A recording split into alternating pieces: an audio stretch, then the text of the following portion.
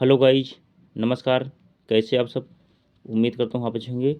तो साथियों, इस वीडियो में हम कक्षा 10 सामाजिक विज्ञान यानी सोशल साइंस के बारे में चर्चा करेंगे। तो प्लीज़ साथियों, इस वीडियो को आप लास्ट तक देखिए और जो हमारे भाई बहन पहली बार चैनल पर विजिट कर रहे हैं वो लोग चैनल को सब्सक्राइब करके बेल आइकन घंटी प्रेस कर लेंगे और इस वीडियो को सभी लोग ज़्यादा से ज़्यादा लाइक करें और दोस्तों में शेयर भी करें, क्योंकि यह वीडियो हाई स्कूल के छात्राओं के लिए उपयोगी है ही।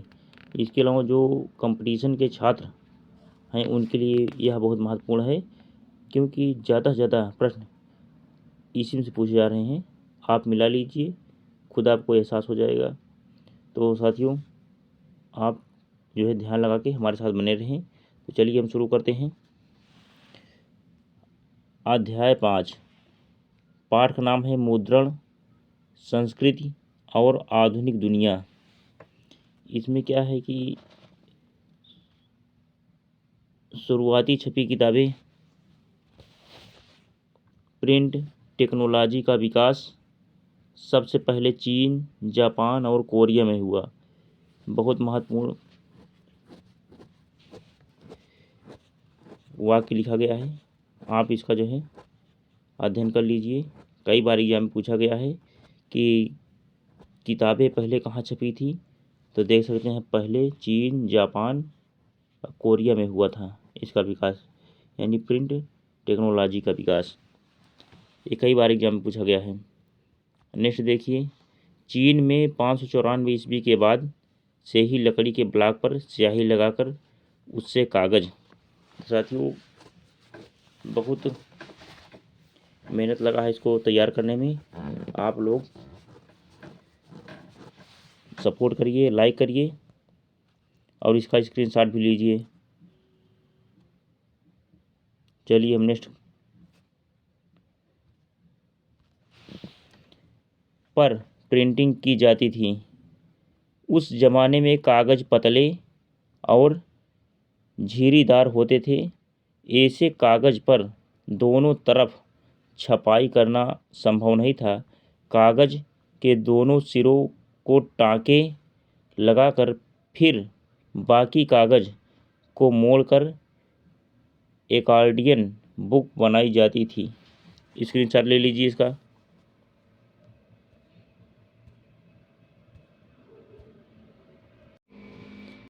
उसके बाद क्या है, उस ज़माने में किस तरह की किताबें छापी जाती थी और उन्हें को पढ़ता नेक्स्ट कौन। तो एक लंबे समय तक चीन का राजतंत्र ही छपे हुए सामान का सबसे बड़ा उत्पादक था। चीन के प्रशासनिक तंत्र में सिविल सर्विस परीक्षा द्वारा लोगों की बहाली की जाती थी। अब नेक्स्ट देखिए, इस परीक्षा के लिए चीन का राजतंत्र बड़े पैमाने पर पाठ्य पुस्तकें छपवाता था। 16वीं सदी में इस परीक्षा में शामिल होने वाले उम्मीदवारों की संख्या बहुत बढ़ गई, इसलिए किताबें छपने की रफ्तार भी बढ़ गई। यानी कहाँ से छपाई शुरू हुई और उसकी मांग कैसे बढ़ी, इस वीडियो में आपको जो है सब कुछ समझ में आ जाएगा। अब इसके बाद चलिए इसका स्क्रीनशॉट लीजिए। नेक्स्ट है मुद्रण। मुद्रण माने जहाँ छपता है, प्रकाशन होता है, वहीं मुद्रण बोलते हैं। देखिए, मुद्रण, संस्कृति और आधुनिक दुनिया का परिचय। शुरुआत में छपी किताबें कहाँ पे थी? एक समय था जब छाप नहीं थी। छपाई अपने आप में एक इतिहास है। प्रौद्योगिकी से पहले एशिया में शुरू हुई तथा यूरोप, भारत में फैल गई। छपाई की कला से पूर्व लेखन हाथ से लिखा जाता था, यानी छपाई के पहले जब मशीन नहीं थी तो हाथ से लिख लिया जाता था। अब इसके बाद नंबर 1 क्या है? चीन, जापान और कोरिया में मुद्रण की सबसे पहली तकनीक विकसित हुई। जैसा कि इसके आगे हम वीडियो में अध्ययन आप करा चुके हैं। उसके बाद क्या है, नंबर 2, 16वीं सदी में चीन में उम्मीदवारों की संख्या में बढ़ोतरी के साथ साथ छाप की मात्रा में भी बढ़ोतरी हुई। 17वीं सदी में छाप के कारण कथा, कहानियाँ, आत्मकथा, रोमांटिक नाटकों का विकास हुआ। चलिए स्क्रीनशॉट लीजिए इसका। अब नेक्स्ट देखिए, हुआ जिसे सभी ने पढ़ना शुरू कर दिया। अब इसका आंसर क्या 3 देखिए, 594 ईस्वी से चीन में स्याही लगे काठ के ब्लॉक या तख्ती पर कागज़ को रगड़कर किताबें छापी जाने लगी थी। पहले क्या होता है, प्राइमरी स्कूल में या जूनियर कहीं देखिए, जो पुराने स्कूल थे वहाँ जब बच्चे पढ़ने जाते थे तो तख्ती लकड़ी की होती थी, उसमें काला यानी कोयला से पोत कर उसी से चाक या छूही जिसको बोलते हैं उसी से लिखा जाता था। तो प्रारंभिक चीनी किताबें एकाडियन शैली में बनाई जाती थी। अब नंबर 4 क्या है, सिविल सेवा में नियुक्ति हेतु आवश्यक पुस्तक की पूर्ति के लिए चीन मुद्रित सामग्री का सबसे बड़ा उत्पादक रहा। नंबर 5, व्यापारी अपने रोज़मर्रा के कारोबार की जानकारी के लिए मुद्रित सामग्री का इस्तेमाल करने लगे। उसके बाद नेक्स्ट देखिए, संघाई मुद्रण संस्कृति का नया केंद्र बन गया तथा हाथ छपाई से यांत्रिक छपाई में बदलाव आया। तो इस पूरे पाठ में छपाई के बारे में वर्णन किया गया है। चलिए स्क्रीनशॉट लीजिए। नेक्स्ट नंबर 7, चीनी बौद्ध प्रचारक अपने 770 ईस्वी में अपने साथ छपाई की तकनीक लेकर जापान गए। नंबर 8, जापान की सबसे पुरानी पुस्तक डायमंड सूत्र 868 है, देख सकते हैं, में छपी। इसमें पाठ की 6 सीट और लकड़ी कट चित्र सम्मिलित हैं। जापान में चित्र वस्त्रों, ताश और कागज़ पर छपे थे। कवियों और लेखकों ने भारी मात्रा में किताबें प्रकाशित की। मुद्रण का यूरोप जाना। अब क्या हुआ आगे, नंबर 1, सिल्क रूट के माध्यम से 11वीं शताब्दी में चीनी कागज़ यूरोप पहुंचा। नंबर 2, 1925 में मार्को पोलो चीन से मुद्रण का ज्ञान लेकर इटली गया। चलिए नेक्स्ट,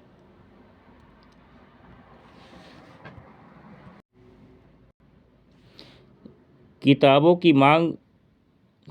की बढ़ती मांग को पूरा करने के लिए अब पुस्तक विक्रेता सुलेखक या कातिब को रोजगार देने लगे। यानी कातिब नहीं, काबिल होता है, काबिल को रोजगार देने लगे। जो काबिल बच्चे थे उनको रोजगार देने लगे, जिनकी उम्र ठीक ठाक थी, यानी जो काम कर सकते थे उनको जो है रोजगार देने लगे उसी में, प्रकाशन में जहाँ छपाई होती थी। अब आगे क्या हुआ, नंबर 4, हस्तलिखित पांडुलिपियों के माध्यम से पुस्तकों की भारी मांग को पूर्ण कर पाना असंभव था। उसके बाद क्या हुआ आगे, योहान गुटेनबर्ग के पिता व्यापारी थे और वह खेती की एक बड़ी रियासत में पल बढ़कर बड़ा हुआ। वह बचपन से ही तेल और जैतून पेरने की मशीनें देखता आया था। बाद में उसने पत्थर पर पॉलिश करने की कला सीखी, फिर सुनारी और अंत उसने शीशे की इच्छित आकृतियों में गढ़ने में महारत हासिल कर ली। अपने ज्ञान और अनुभव का इस्तेमाल, देख सकते हैं। चलिए स्क्रीनशॉट लीजिए इसका। नेक्स्ट, उसने अपने नए आविष्कार में किया, जैतून प्रेस ही प्रिंटिंग प्रेस का आदर्श बनी और सांचे का उपयोग अक्षरों की धातुई आकृतियों को गढ़ने के लिए किया गया। गुटेनबर्ग ने 1448 तक अपना यह मंत्र मुकम्मल कर लिया और इससे सबसे पहली जो पुस्तक छपी वह थी बाइबिल। देख सकते हैं पहली पुस्तक कौन छपी थी? बाइबिल छपी थी। इसके बाद आगे क्या हुआ? शुरू में छपी किताबें अपने रंग रूप में और साज सज्जा में हस्तलिखित जैसी ही थी। 1440 से 1550 के मध्य यूरोप के ज़्यादातर देशों में कारखाने लग गए थे। अब आगे क्या हुआ? मुद्रण संस्कृति और आधुनिक दुनिया क्या है, इसके बारे में हम चर्चा करेंगे। तो इसका स्क्रीनशॉट ले लीजिए सभी लोग, स्क्रीनशॉट इसका। अब नेक्स्ट, मुद्रण क्रांति और उसका असर क्या हुआ आगे। मुद्रण माने क्या होता है? छपाई होता है। मैंने पहले बता दिया, मुद्रण का मतलब होता है छपाई, यानी जहाँ छपाई होती है कॉपी किताब की, वहीं पर या किताब ज़्यादा कर छापती है वहाँ पर प्रकाशन होता है सब। तो मुद्रण क्रांति का असर, मुद्रण क्रांति के परिणाम स्वरूप किताबें अधिक मात्रा में लोगों तक पहुँचने लगी, जिससे नई संस्कृति का विकास हुआ। इन किताबों में लोकप्रिय गीत, लोक कथाओं तथा कहानियों को छापा जाता था, जिससे अनपढ़ लोग भी सुनकर समझ लें, क्योंकि 12वीं सदी तक यूरोप में साक्षरता दर बहुत कम थी। नंबर 1, छापे खाने के आने से एक नया पाठक वर्ग पैदा हुआ। नंबर 2, छपाई में लगने वाली लागत व श्रम कम हो गया। नेक्स्ट, नंबर 3, छपाई से किताबों की कीमत गिरी, बाजार किताबों से पट गई। चलिए यहाँ तक स्क्रीनशॉट ले लीजिए। नेक्स्ट,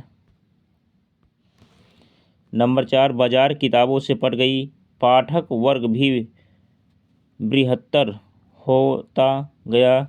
नंबर 5, मुद्रण क्रांति के कारण पहले जो जनता श्रोता थी वह अब पाठक में बदल गई।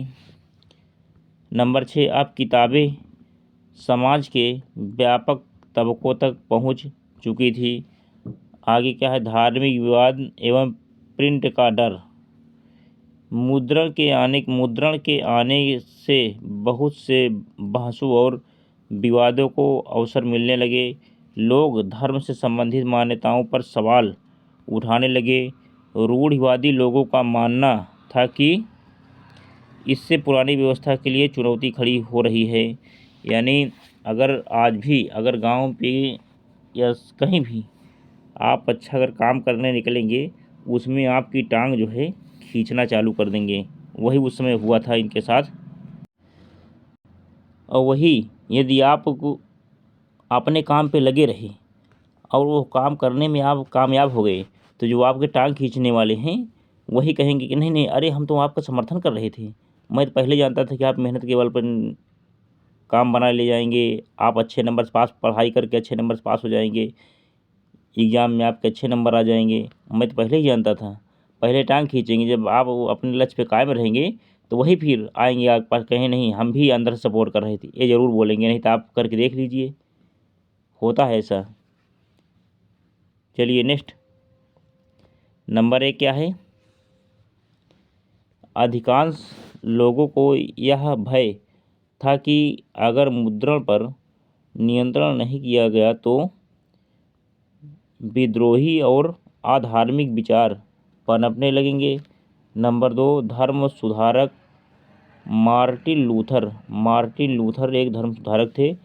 किंग ने अपने लेखों के माध्यम से कैथोलिक चर्च की कुरीतियों का वर्णन किया था। तब इससे ईसाई धर्म की प्रोटेस्टेंट क्रांति की शुरुआत हुई।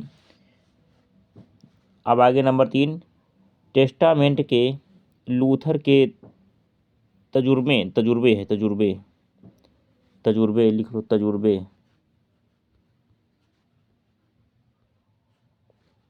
तजुर्बे के कारण चर्च का विभाजन हो गया और प्रोटेस्टेंट धर्म सुधारक या धर्म सुधार की शुरुआत हुई।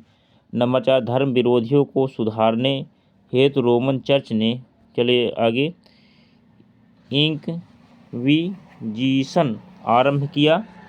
नंबर 5, 1558 में रोमन चर्च ने प्रतिबंधित किताबों की सूची प्रकाशित की। स्क्रीनशॉट ले लीजिए इसका। नेक्स्ट,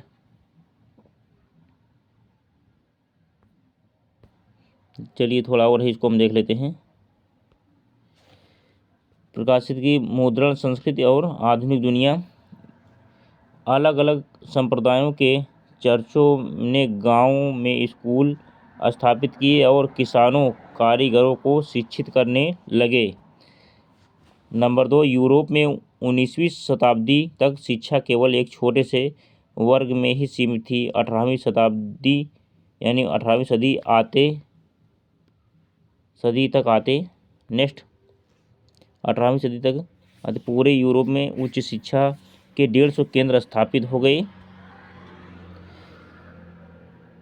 जिनको आज विश्वविद्यालय की संज्ञा दी जाती है। यूरोप के कुछ हिस्सों में तो अब साक्षरता 60 से 80% तक हो गई है। इंग्लैंड में पेनी चैप बुक्स या 1 पैसिया किताबें बेचने वालों को चैपमैन कहा जाता था। चैप बुक 40 पेजों का एक छोटा प्रकाशन है। कहीं कहीं चेक बुक बोलते हैं, चेक बुक, जैसे बैंक में होता है चेक बुक, वही चीज़। चेक बुक सस्ते थे तथा निम्न वर्ग के लोगों के पढ़ने का, जो बैंक में खाता होता है वो लेन देन वाला एक चेक बुक होता है, वो दूसरा है और ये दूसरा है।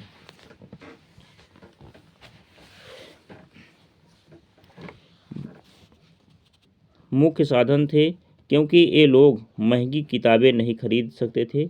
चैप बुक और बैल्ड उत्पादन का केंद्र लंदन था।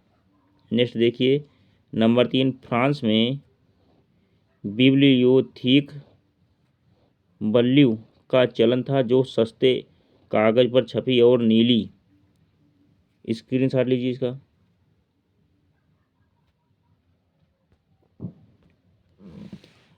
जिल्द में बंधी छोटी किताबें हुआ करती थी। एक तरह का पंचांग और लोकप्रिय साहित्य है जो अर्ली मॉडर्न फ्रांस में प्रकाशित हुआ, जो अंग्रेजी चैप बुक और जर्मन बॉक्स बच के बराबर है। नंबर 4, फ्रांस में 1857 में सिर्फ बाल पुस्तकों को छापने के लिए एक मुद्रणालय की स्थापना की गई। नंबर 5, जर्मनी के गिर्म बंधुओं ने वर्षों लगा किसानों के बीच से लोक कथाओं को एकत्र कर 1812 में उन्हें छापा। ग्रीस ब्रादर्स ने 19वीं सदी के प्रारंभ में पहली बार जनसाधारण में प्रचलित लोक कथाओं को लिखित रूप में प्रस्तुत किया और इसे किंडर मेर्सन का नाम दिया। यह आगे देखिए, यह लोक कथाएं मनोरंजन का एक महत्वपूर्ण साधन है। छम क्या है क्वेश्चन नंबर 6, 17वीं शताब्दी में ही किराए पर पुस्तक देने वाले कई पुस्तकालय अस्तित्व में आ चुके थे। 19वीं शताब्दी में इंग्लैंड में ऐसे पुस्तकालयों के उपयोग मजदूरों आदि को शिक्षित करने के लिए किए जाने लगा। नंबर 7, 18वीं शताब्दी में पत्रिकाओं का प्रकाशन शुरू हुआ, जिनमें समसामयिक घटनाओं की खबर के साथ मनोरंजन भी परोसा जाने लगा।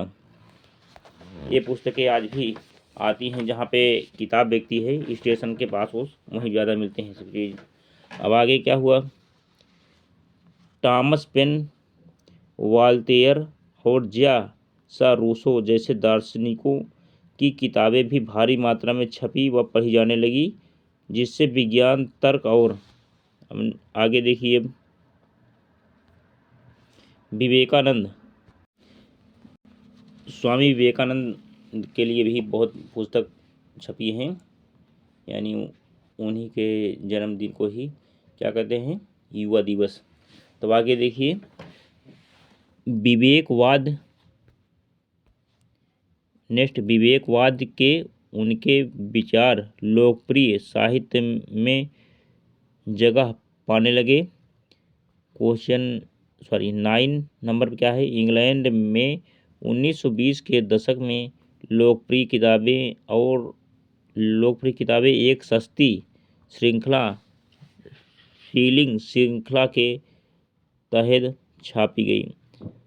10 में क्या है, नंबर 10, 1930 की आर्थिक मंदी के आने से प्रकाशकों को बिक्री गिरने का भय हुआ, इसलिए उन्होंने 7 पेपर बैग संस्करण छापे, देख सकते हैं। अब आगे क्या है, भारत का मुद्रण संसार, मुद्रण संस्कृति और आधुनिक दुनिया। नेक्स्ट भारत का मुद्रण संसार क्या है, इसमें नंबर 1, भारत में संस्कृत, अरबी, फारसी और विभिन्न क्षेत्रीय भाषाओं में हस्तलिखित पांडुलिपियों की पुरानी और समृद्ध परंपरा थी। नंबर 2, पांडुलिपियाँ ताड़ के पत्तों या हाथ से बने कागज पर नकल कर बनाई जाती थी। पांडुलिपियाँ नाजुक और काफ़ी महंगी होती थी, इसलिए उन्हें सावधानी से पकड़ा जाता था तथा अलग अलग तरीके से लिखी होने के कारण इन्हें पढ़ना भी आसान नहीं था। पांडुलिपियाँ व्यक्तियों द्वारा हाथ से लिखी जाती थी। अब नेक्स्ट, इसलिए उन्हें हस्तलिप इत्यादि नामों से जाना जाता है। उनकी उम्र बढ़ाने के विचार से, चलिए स्क्रीनशॉट लीजिए इसका, उम्मीद करता हूँ स्क्रीनशॉट ले ली हूँ साथियों। नेक्स्ट,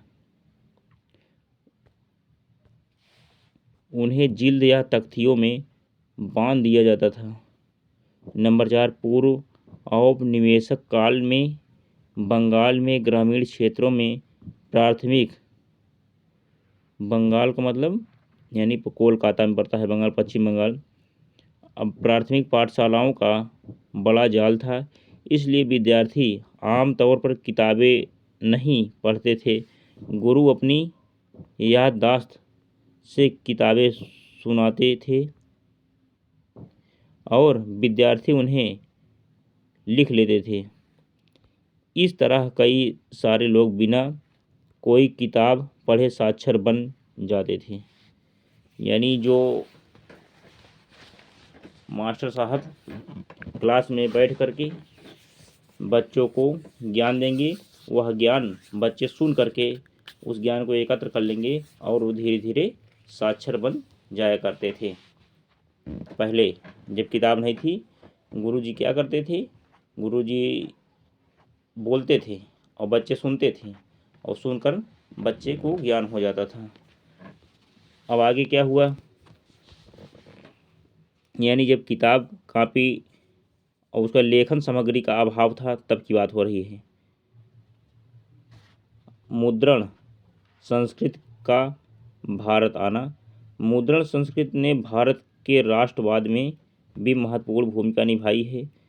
भारतीय लेखकों ने बहुत सी ऐसी पुस्तकों की रचना की जो कि राष्ट्रीय भावना से परिपूर्ण थी, जैसे बंकिम चंद्र चटर्जी का उपन्यास आनंद मठ, वंदे मातरम, स्क्रीनशॉट ले लीजिए इसका।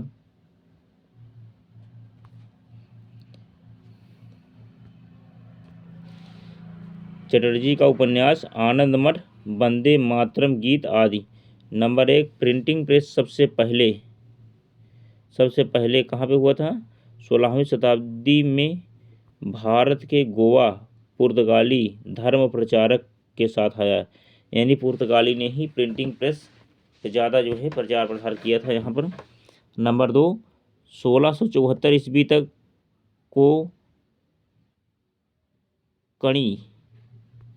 कोंकणी एवं कन्नड़ भाषाओं में लगभग 50 पुस्तकें छापी जा चुकी थी।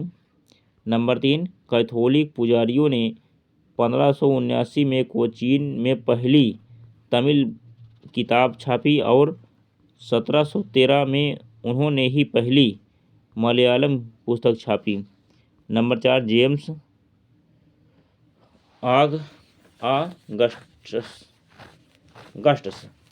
जेम्स ऑगस्टस हिक्की ने 1780 में बंगाल गजट नामक एक साप्ताहिक पत्रिका का संपादन आरंभ किया। नंबर 5, गंगाधर भट्टाचार्य ने बंगाल, स्क्रीनशॉट ले लीजिए इसका, गजट का प्रकाशन किया। बंगाल गजट का प्रकाशन किया। अब आगे क्या है? महिलाएं मुद्रण एवं सुधार। महिलाएं मुद्रण एवं सुधार में क्या है? नंबर 1, जेन ऑस्टिन ब्रांड बहनें जॉर्ज इलियट आदि के लेखन से नई नारी की परिभाषा उभरी, जिसका व्यक्तित्व सुदृढ़ था, जिसमें गहरी सूझबूझ थी और जिसका अपना दिमाग था, अपनी, अब आगे स्क्रीनशॉट ले लीजिए इसका, इच्छा शक्ति थी, अपनी इच्छा शक्ति थी। नंबर 2, महिलाओं की जिंदगी और उनकी भावनाएं बड़ी साफगोई और गहनता से लिखी जाने लगी, इसलिए मध्यवर्गीय घरों में महिलाओं का पढ़ना भी पहले से बहुत ज़्यादा हो गया।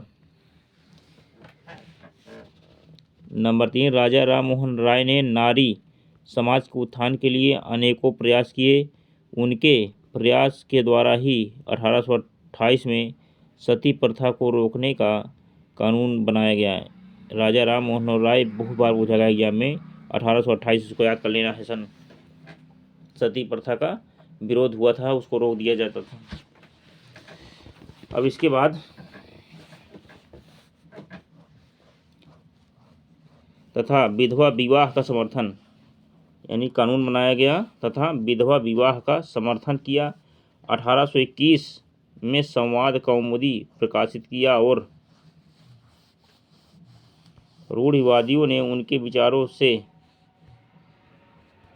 अब आगे वो टक्कर लेने के लिए समाचार चंद्रिका का सहारा लिया। 2 फारसी अखबार,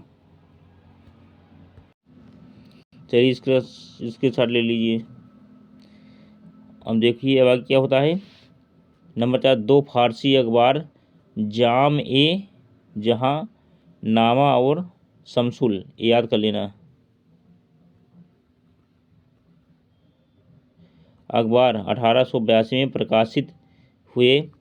अब क्या? नंबर 5, 1867 में प्रकाशित देवबंद सेमिनरी ने मुसलमान पाठकों को रोज़मर्रा का जीवन जीने का सलीका और इस्लामी सिद्धांतों के मायने समझाते हुए हजारों फतवे जारी किए। नंबर 6, रास सुंदरी देवी के द्वारा अमोर जीवोन नामक किताब लिखी गई। यह किताब बांग्ला भाषा में लिखी गई थी। उनकी आत्मकथा थी। राम सुंदरी देवी बांग्ला भाषा में लिखने वाली एक लेखिका थी। उनकी आत्मकथा आमोर जीवोन का प्रकाशन, चलिए नेक्स्ट, जीवोन का प्रकाशन कब हुआ था? 1876 में हुआ। नंबर 7, तारा देवी शिंदे नारीवादी कार्यकर्ता थी। 19वीं सदी में भारत में उन्होंने आगे क्या है, पितृसत्ता। चलिए लिखिए, भारत में उन्होंने पितृसत्ता एवं जाति का विरोध किया था। ताराबाई शिंदे अपनी प्रकाशित काम स्त्री पुरुष तुलना जो कि मराठी भाषा में है के लिए जानी जाती है, यह पहला आधुनिक भारतीय नारीवादी पाठ माना जाता है। ताराबाई शिंदे सामाजिक कार्यकर्ता होने के साथ साथ सत्यशोधक समाज संगठन की संस्थापक भी थी। सत्यशोधक समाज की संस्थापक भी थी। नंबर 8 देखिए, राम चड्ढा ने औरतों को आज्ञाकारी बीबियां बनने की सीख देने के उद्देश्य से अपनी बेस्ट सेलिंग कृत स्त्री धर्म विचार लिखी। अब आगे क्या है, नंबर 9, 1871 में ज्योतिबा राव फूले ने अपनी पुस्तक गुलामगिरी में जाति प्रथा के अत्याचारों पर लिखा। आगे क्या है वो करते हैं, समझाते हैं आपको। नंबर 10, कानपुर के मिल मजदूर काशी बाबा ने 1938 में छोटे और बड़े का सवाल लिख और छाप कर जाति एवं वर्गीय शोषण के बीच का रिश्ता समझाने की कोशिश की।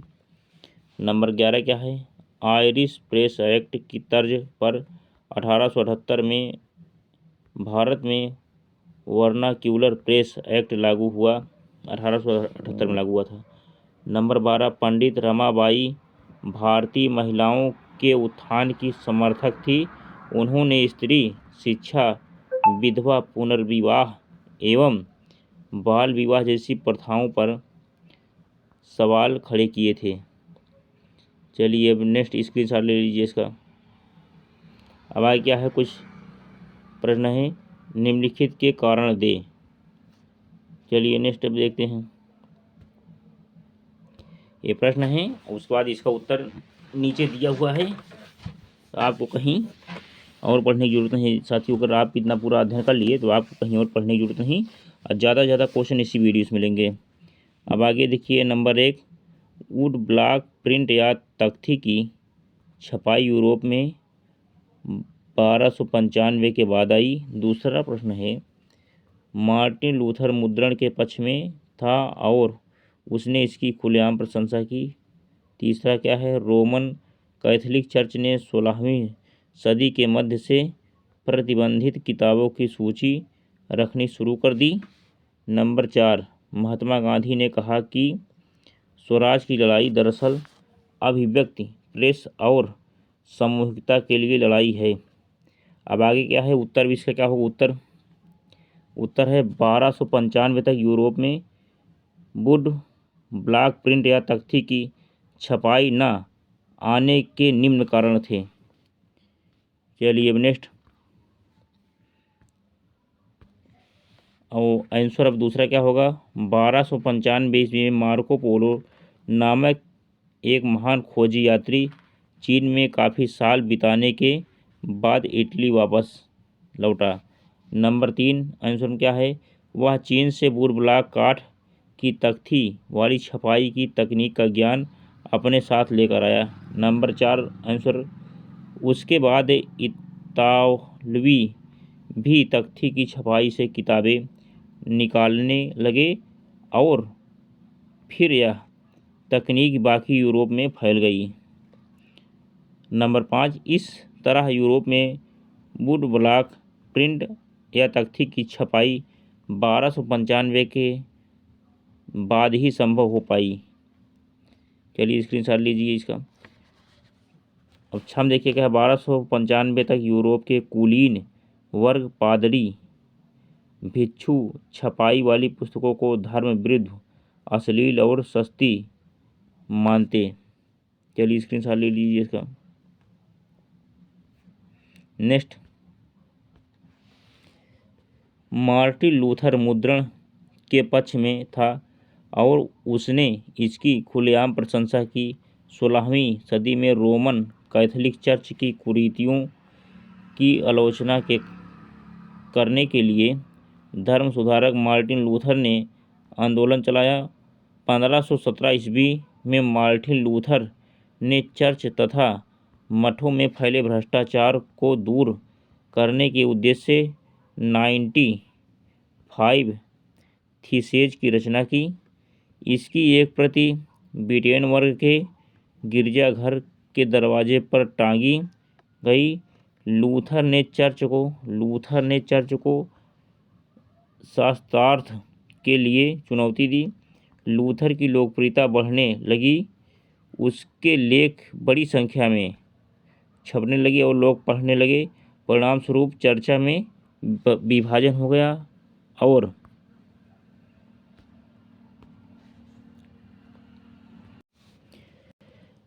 प्रोटेस्टेंट धर्म सुधारक की शुरुआत हुई। कुछ ही हफ्तों में आगे देखिए अब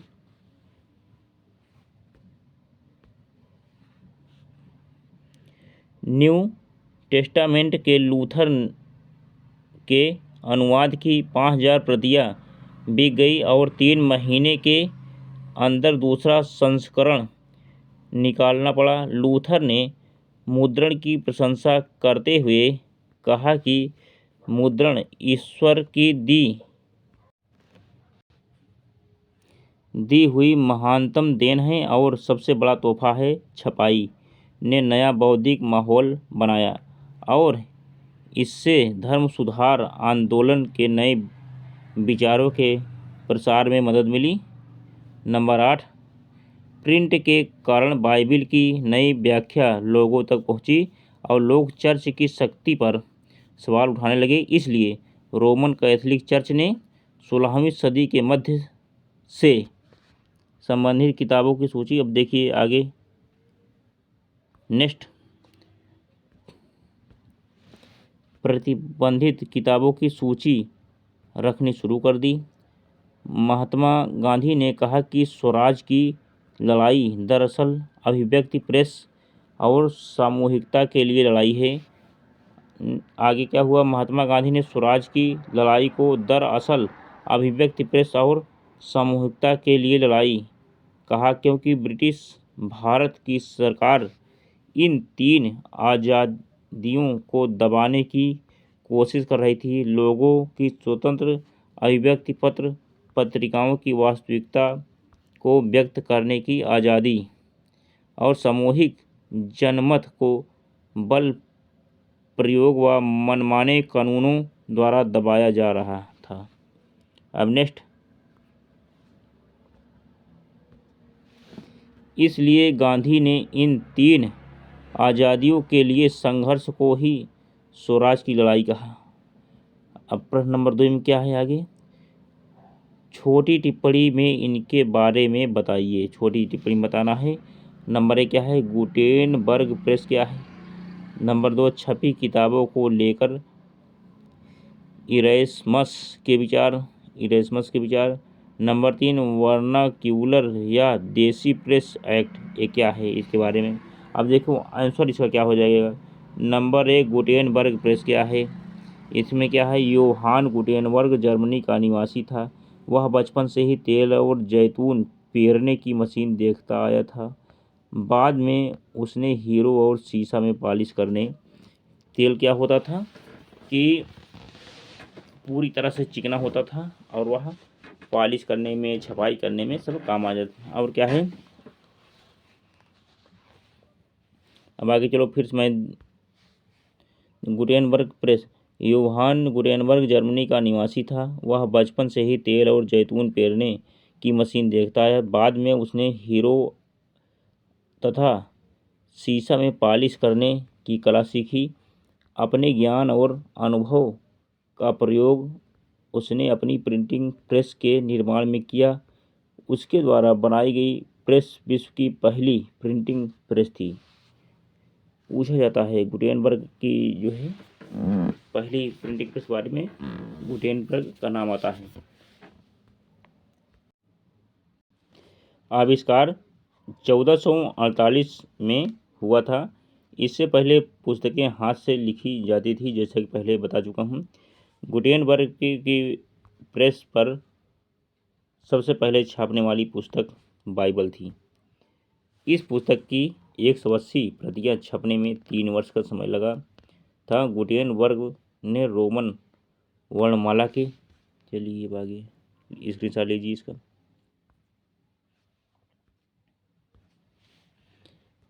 सभी 26 अक्षरों के टाइप बनाए। यह टाइप धातुई थी। इन्होंने इन्हें इधर उधर घुमाकर शब्द बनाने का तरीका निकाला। इसलिए गुटेनबर्ग की प्रेस को मूवेबल टाइप प्रिंटिंग प्रेस का नाम दिया गया। इसके बाद लगभग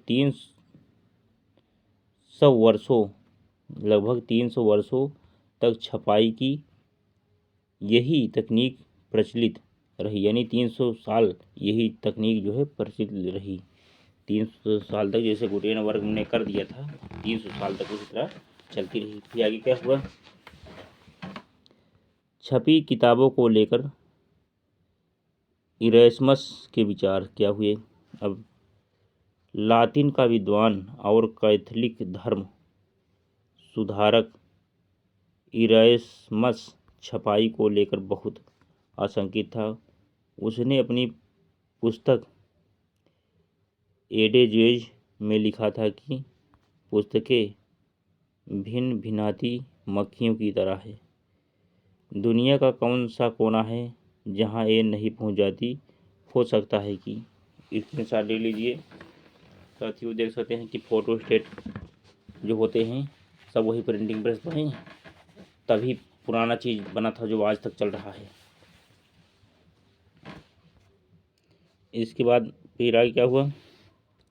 जहाँ जहाँ एक आध जानने लायक चीज़ें भी बताएं, लेकिन इनका ज़्यादा हिस्सा तो विद्वता के लिए हानिकारक ही है, बेकार ढेर है। क्योंकि अच्छी चीज़ों की अति भी अति ही है, इनसे बचना चाहिए। मुद्रण दुनिया को सिर्फ तुच्छ किताबों से ही नहीं पाट रहे, बल्कि बकवास, बेवकूफ़, सनसनीखेज, धर्म विरोधी, अज्ञानी और षड्यंत्रकारी किताबें छापते हैं, और उनकी तादाद ऐसी है कि मूल्यवान साहित्य का मूल्य ही नहीं रह जाता। इरेस्मस की छपी किताबों पर इस तरह के विचारों से प्रतीत होता है कि वह छपाई की बढ़ती तेजी और पुस्तकों के प्रसार से आशंकित था। उसे डर था कि इसके बुरे प्रभाव हो सकते हैं तथा लोग अच्छे साहित्य के बजाय व्यर्थ व फिजूल की, चलिए इसका स्क्रीनशॉट ले लीजिए। नेक्स्ट, किताबों से भ्रमित होंगे। अब आगे क्या है? वर्नाक्यूलर या देसी प्रेस एक्ट। वर्नाक्यूलर या देसी press act. Vernacular press act viceroy Lytton द्वारा 1878 ईस्वी में पास हुआ था। इस एक्ट ने भारतीय भाषाओं में प्रकाशित होने वाले सभी समाचार पत्रों पर नियंत्रण लगा दिया, किंतु यह एक्ट अंग्रेजी में प्रकाशित होने वाले समाचार पत्रों पर लागू नहीं किया गया। इसके फलस्वरूप भारतीयों ने इस एक्ट का बड़े जोर से विरोध किया। फिर क्या हुआ?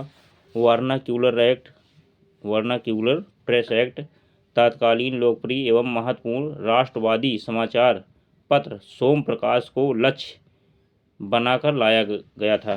चलिए अब नेक्स्ट साथियों, यहाँ तक स्क्रीनशॉट ले लीजिए इसका। इसके बाद फिर क्या हुआ था?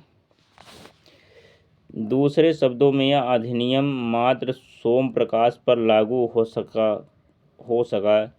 लिटन के वर्नाक्यूलर प्रेस एक्ट से बचने के लिए अमृत बाजार पत्रिका समाचार पत्र, जो बांग्ला भाषा की थी, अंग्रेजी साप्ताहिक में परिवर्तित हो गई।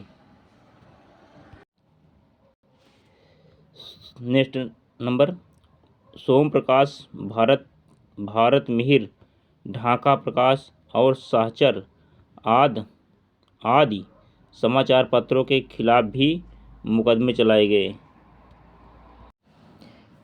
इस अधिनियम के तहत समाचार पत्रों को न्यायालय में अपील करने का कोई अधिकार नहीं था। आगे क्या हुआ, वर्नाक्यूलर प्रेस एक्ट को मुंह बंद करने वाला अधिनियम भी कहा गया है।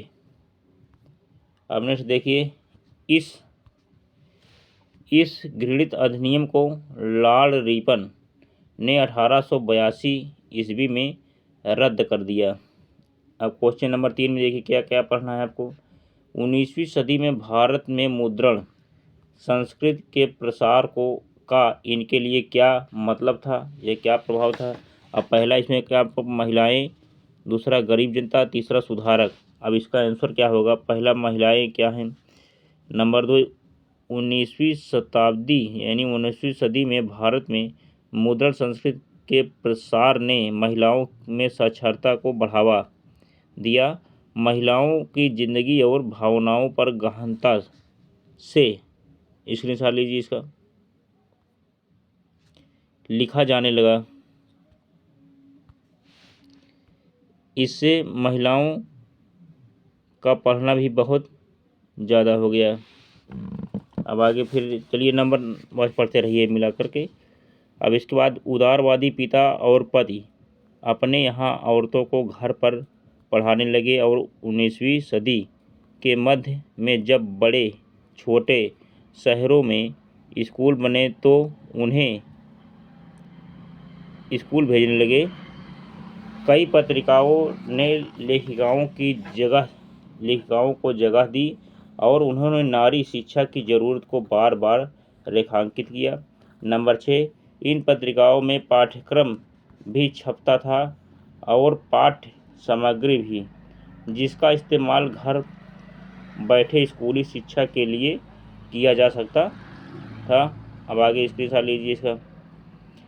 अब नंबर 7 का है, लेकिन परंपरावादी हिंदू व दकियानूसी मुसलमान महिला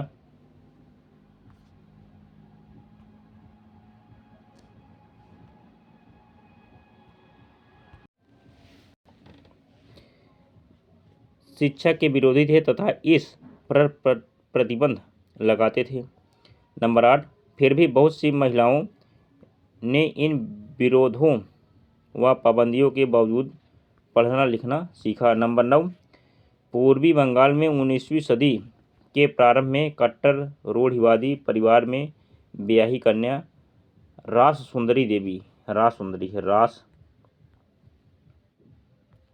सुंदरी देवी ने रसोई में छिप छिप कर पढ़ना सीखा।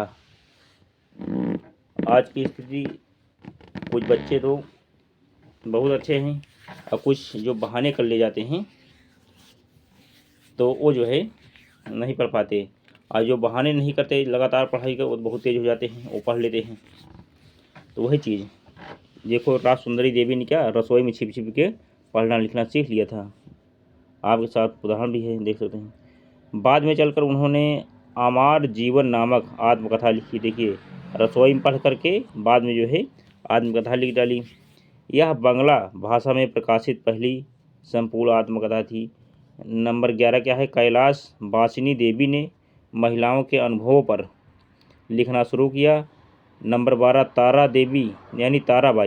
ताराबाई शिंदे और पंडिता रमाबाई ने उच्च जाति की, स्क्रीनशॉट ले लीजिए इसका, नारियों की दयनीय हालत के बारे में जोश और रोष से लिखा। ये देख सकते हैं। नंबर 13, इस तरह मुद्रा में महिलाओं की दशा व दिशा के बारे में 19वीं सदी में काफ़ी कुछ लिखा जाने लगा। नंबर 14, गरीब जनता। नंबर 15, 19वीं सदी के मद्रासी शहरों में काफ़ी सस्ती किताबें चौक चौराहों पर बेची जाने लगी। नंबर 16, इससे गरीब लोग भी बाजार से उन्हें खरीदने व पढ़ने लगे। नंबर 17, इसने साक्षरता बढ़ाने व गरीब जनता में भी पढ़ने की रुचि जगाने में मदद की। 18, 19वीं सदी के अंत में जाति भेद के बारे में लिखा जाने लगा। नंबर 19, ज्योतिबा फूले ने जाति प्रथा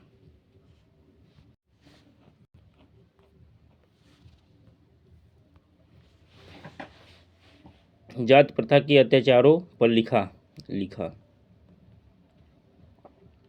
20, स्थानीय विरोध आंदोलनों और संप्रदायों ने भी प्राचीन धर्म ग्रंथों की आलोचना करते हुए नए और न्यायपूर्ण समाज की स्थापना बुनने की मुहिम में लोकप्रिय पत्र, पत्रिकाएं और गुटके छापे। 21 नंबर क्या है, गरीब जनता की भी ऐसी पुस्तकों में रुचि बढ़ी। नंबर 22 क्या है, इस तरह मुद्रण के प्रसार ने गरीब जनता की पहुंच में आकर उनमें नई सोच को जन्म दिया तथा मजदूरों में नशाखोरी कम हुई, उनमें साक्षरता के प्रति रुझान बढ़ा और राष्ट्रवाद का विकास हुआ। अब नेक्स्ट क्या हुए, इसमें साथ लीजिए 23 सुधारक।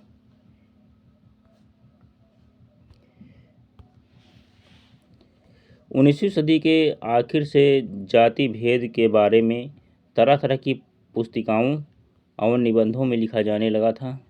निम्न जाति आंदोलनों के मराठी प्रणेता ज्योतिबा फूले पहले ने अपनी पुस्तक गुलामगिरी यानी 1871 में गुलामगिरी लिखी गई थी। गुलामगिरी में जाति प्रथा के अत्याचारों के बारे में लिखा। 20वीं सदी के महाराष्ट्र में भीमराव अंबेडकर और मद्रास में E.V. रामास्वामी नायकर ने, जो पेरियार के नाम से बेहतर जाने जाते हैं, जाति पर जोरदार कलम चलाई और उनके लेखन पूरे भारत में पढ़े गए। स्थानीय विरोध आंदोलनों और संप्रदायों ने भी प्राचीन धर्मग्रंथों की आलोचना करते हुए नए और न्यायपूर्ण समाज का सपना बनने के लिए संघर्ष में लोकप्रिय पत्रिकाएं और गुटके छापे, जैसा कि पहले भी अध्ययन कर चुके हैं। चलिए अब इसका स्टार्ट ले लीजिए। नेक्स्ट, कानपुर के मिल मजदूर काशी बाबा ने सन 1929 में छोटे और बड़े सवाल लिख और छाप कर जाति तथा वर्गीय शोषण के मध्य का रिश्ता समझाने का प्रयत्न किया। सन 1935 से सन 1955 के बीच सुदर्शन चक्र के नाम से लिखने वाले एक और मिल मजदूर का लेखन सच्ची कविताएं नामक एक संग्रह छापा गया। तो साथियों, इसका पूरा स्क्रीनशॉट ले लीजिए। और इसमें देखिए प्रश्न है। पहला प्रश्न है, यूरोप में पहली प्रिंटिंग प्रेस का आविष्कार किसने किया? आपको बताना है इसी में से देख करके। और दूसरा है, कौन सा धर्म सुधारक प्रोटेस्टेंट धर्म सुधार के लिए उत्तरदायी था? अब आगे क्या है, गुटेनबर्ग द्वारा लिखित पुस्तक कौन सी थी? इन तीनों का आंसर, गुटेनबर्ग द्वारा छपी पहली पुस्तक कौन थी यानी कौन सी थी, उसका आपको इन तीनों का आंसर कमेंट बॉक्स में इसको अध्ययन करने के बाद आसानी से आप दे लेंगे, आपको देना है। तो साथियों, ये वीडियो हुआ पूरा।